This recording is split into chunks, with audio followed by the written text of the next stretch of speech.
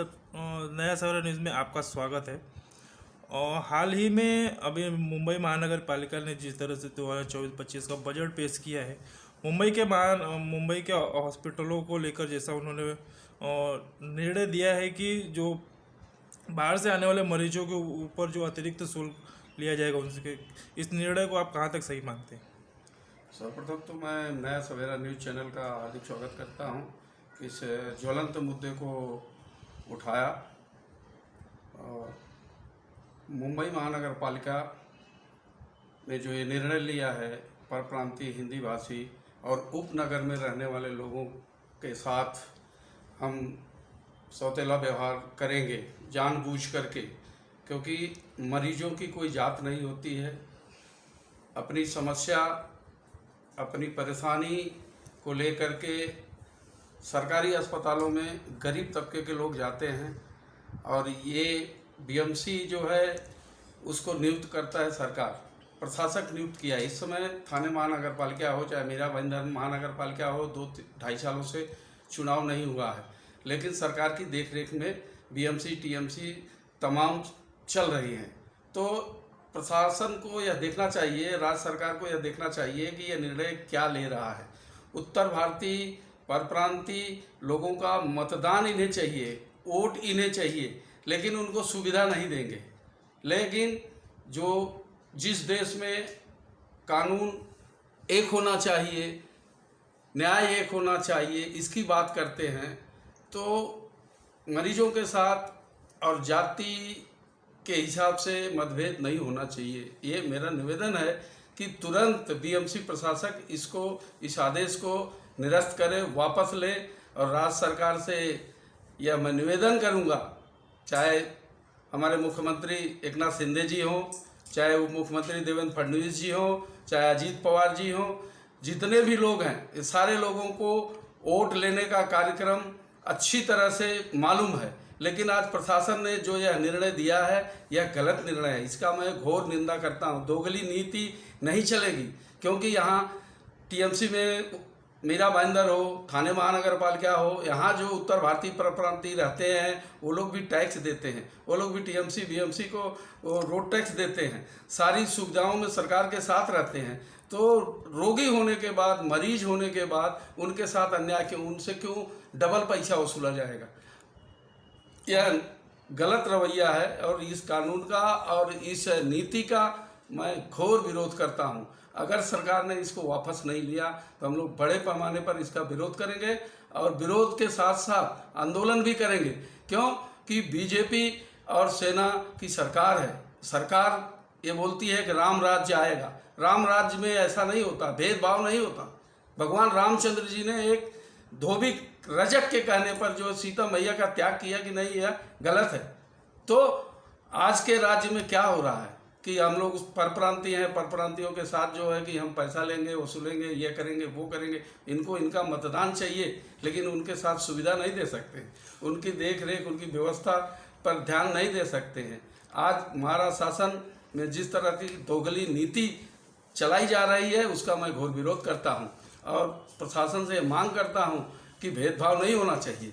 पूरे देश के अंदर मरीज किसी जाति धर्म का नहीं होता, वो अपनी तकलीफ को लेकर के बीएमसी टीएमसी में जाता है, तो उनके साथ न्याय होना चाहिए। यही मेरी मांग है प्रशासन से। जैसा कि सर देखा जाता है कि अभी जैसा कहा जाता है कि जन सामान्य की सरकार है, राज्य सरकार हो या केंद्र सरकार हो, गरीबों के ऊपर लेकर काम कर रही है, शिक्षा और स्वास्थ्य के ऊपर वो प्राथमिकता दे रही है। तो वहीं जिस तरह से मुंबई के अस्पतालों में जो वहाँ पर मरीज 60 से 70% मरीज वहाँ पर जो उत्तर भारतीय समाज से आते हैं, और आप ठाणे के उत्तर भारतीय सेल के कांग्रेस अध्यक्ष हैं, इस निर्णय को लेकर आप क्या देखते हैं? हम जन सामान्य की सरकार नहीं मानते हैं। स्वास्थ्य पे इनका कोई ध्यान नहीं है, क्योंकि आपने अभी देखा होगा पिछले 2 महीने पहले कलवा में 20 पेशेंट एक साथ मर जा रहे हैं और दवा का अभाव है, इंजेक्शन नहीं है, ऑक्सीजन नहीं है। हर हॉस्पिटल जो है, सरकारी अस्पतालें जो है एकदम मरणासन अवस्था में पहुंच गई हैं। प्रशासन इस तरफ कोई ध्यान नहीं दे रहा है। प्रशासन, हमारा सरकार कैसे चले, हमारे विधायक कैसे रहें, हम किस तरीके से जो है कि अपनी छवि को बनाए रखें, लोगों को सिर्फ गुमराह किया जा रहा है। प्रशासन जो है किसी तरफ ध्यान नहीं दे रहा है कि गरीबों की तरफ। आज जो दुर्व्यवस्था महाराष्ट्र शासन में हो रही है, किसी भी आप अस्पताल में चले जाइए, चाहे जे हो, नायर हो, साइन हो, थाने महानगर पालिका, राजीव गांधी रुग्णालय हो, छत्रपति शिवाजी रुग्णालय हो, मीरा भाईंदर का अस्पताल हो, नई मुंबई का अस्पताल हो, सब माणासन पड़े हुए हैं। गरीबों को वहाँ भर्ती नहीं होती, बेड नहीं है, खाट नहीं है, दवा नहीं है। इस तरह की व्यवस्था है कि अभी आपने देखा कि विरोधी पक्ष नेता हमारे कलवा का हॉस्पिटल का दौरा किया, उसमें कई डॉक्टरों को निरस्त किया गया, उनकी कमजोरी पाई गई। तो इस तरह से जो है प्रशासन निष्क्रिय तरीके से जो है ध्यान नहीं दे रहा है, सिर्फ भेदभाव करने का, हिंदू मुस्लिम और उत्तर भारतीय पर प्रांतीय, सिर्फ पैसा वसूलने का काम, यही सब नफरत बांटने का काम चल रहा है। और हमको किसी तरह से मतदान मिलना चाहिए, सिर्फ यह राजनीति हो रही है। देश किस दिशा में जा रहा है, किस दशा में जा रहा है, उसकी तरफ नहीं ध्यान दिया जा रहा है। देश बटेगा तो हम सारे लोग बटेंगे, हम लोग सारे लोग तकलीफ में होंगे। हिंदू मुस्लिम सिख ईसाई सब आपस में भाई भाई। गांधी जी ने देश को जोड़ने का काम किया, सरदार वल्लभ भाई पटेल जी ने देश को जोड़ने का काम किया, सुभाष चंद्र बोस ने इस देश के लिए अपनी कुर्बानी दी। आज देश के अंदर जिस तरह से पुराने नेताओं को, लाल बहादुर शास्त्री को ले लीजिए, भगत सिंह को ले लीजिए, उन लोगों ने कितना सहयोग, कितना बलिदान, कितना सेक्रीफाइस किया इस देश के लिए। उस समय की माताएं बहनें अपने गहने जेवरात तक को गिरवी रख करके देश की आज़ादी में झोंक दिया था। उनको इस तरह से अपमानित करने का जो काम भारतीय जनता पार्टी और उनके गठबंधन के लोग कर रहे हैं, ये देश की जनता समझती है। प्रशासन कितना दिन तक चलाओगे आप? अपनी सारी जो है कि मशीनरी का दुरुपयोग करके लोगों को परेशान कर रहे हो, ये गलत है। नीति और नियति नेताओं की साफ होनी चाहिए और सबके साथ एक प्रकार से जो है कि सबको बराबर न्याय मिलना चाहिए। सत्ता का यही कर्तव्य होता है। एक तरफ राज्य सरकार और केंद्र सरकार कई तरह के स्वास्थ्य योजना जैसे कार्ड और स्वास्थ्य योजनाएं चला रही है, तो वहीं दूसरी तरफ मुंबई महानगर पालिका द्वारा जो मरीजों से अतिरिक्त शुल्क उनसे वसूला जा रहा है, इसके ऊपर क्या? नहीं, स्वास्थ्य सुविधाएं जो चला रही हैं सिर्फ ये कागज पर चल रही हैं, देखने को नहीं मिलता है।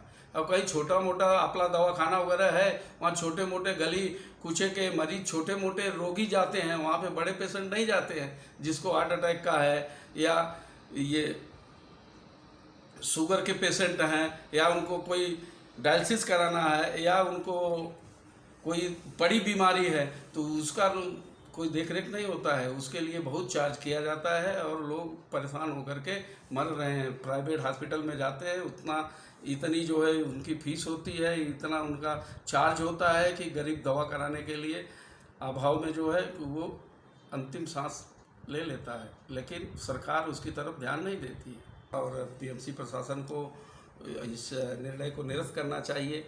अभी वहाँ जो जे नायर साइन अस्पताल में जाते हैं, किसी विधायक मंत्री मिनिस्टर का लेटर लेके जाते हैं, तो जिनकी पहुँच है वो वहाँ तक, तो उनका जल्दी सुनवाई हो जाता है। लेकिन आम गरीब आदमी की सुनवाई कुछ नहीं होता। वो बाहर बाउंड्री में, लान में कहीं पड़े रहते हैं कि अब हमें कब एडमिट होंगे, अब पर्ची बनेगी। इस तरह से और अभी नया तो ये आदेश निकाल दिया कि पर प्रांतीय और थाना और मीरा भाईंदर इन सब लोगों को, हिंदी भाषियों को अगर यहाँ दवा करेंगे तो उनसे अधिक चार्ज लिया जाएगा। तो ये तो गलत है। उन अस्पतालों में जाने वालों की संख्या सर उत्तर भारतीय के लोगों के यहाँ पे 60 से 70% की लोग हैं। आज महाराष्ट्र और उपनगर में हिंदी भाषी पर प्रांतियों की संख्या बहुत ज़्यादा है। हम 50% से ज़्यादा हिंदी भाषी और पर प्रांतीय हैं। पर प्रांतियों में आप समझ लीजिए कि आप जम्मू कश्मीर से लेकर के हरियाणा, पंजाब, दिल्ली, राजस्थान, गुजरात, मध्य प्रदेश, बिहार, छत्तीसगढ़, उत्तराखंड, झारखंड, ये सब तमाम जो राज्य हैं ये सब पर प्रांतीय और उत्तर भारतीय में आते हैं। उत्तर भारत के जितने हिस्से हैं सब आते हैं। तो आज हम 50 से 60% की आबादी में यहाँ रहते हैं। हमारे साथ, हमारे लोगों के साथ ये सौतेला दुर्व्यवहार नहीं होना चाहिए। महाराष्ट्र जो है ये कि यहाँ की संस्कृति और सभ्यता, संतों की और बड़े राजनेताओं की ये कर्मभूमि रही है और यहाँ पे हमेशा न्याय मिलता रहा है। यहाँ पे लोग अपना खून पसीना बहा करके इस देश को, इस राज्य को तरक्की में अपना योगदान देते हैं। हमारे मजदूर तबके के लोग यहाँ पर बिल्डिंग बनाने का काम, दूध पहुंचाने का काम, जितना भी लोगों की सेवा करने का काम होता है, रिक्शा चलाने का काम होता है, बड़ी बड़ी बिल्डिंग बनाने का काम होता है, हमारे तमाम समाज के लोग करते हैं। अब उनके पास तो, जिसके पास पैसे हैं वो तो ठीक है प्राइवेट में इलाज करा लेगा, लेकिन गरीब तबके का लोग, मजदूर तबके का आदमी तो बीएमसी टीएमसी में ही जाएगा। अगर उनके साथ सरकार सौतेला व्यवहार करती है तो इसका उत्तर तो उत्तर भारतीय और परप्रांतीय समाज के लोग, सारे लोग देंगे समय आने पर। सर, आप ठाणे के कांग्रेस उत्तर भारतीय कांग्रेस के यहाँ पर जो आप अध्यक्ष हैं, और आप उस बस्ती से आते हैं जिसे मिनी उत्तर प्रदेश के नाम से भी जाना जाता है, तो उन सब की तकलीफ़ों को लेकर या फिर उस उत्तर भारतीय समाज को लेकर आपका कदम किस तरह से होगा?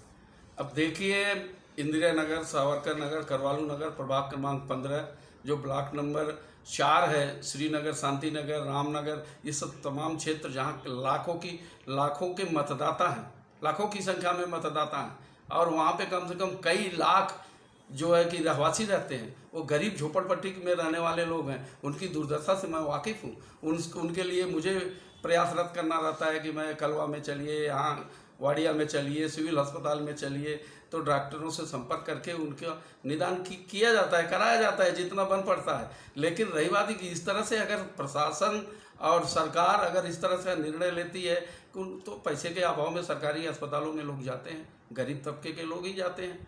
बड़े पेशेंट या बड़े पैसे वाले लोग तो ये प्राइवेट में जाते हैं, वो अपना इलाज करा लेते हैं। लेकिन गरीबों के साथ ये अन्याय वाली नीति मुझे पसंद नहीं आ रही है। सरकार की इस पर ध्यान देना चाहिए।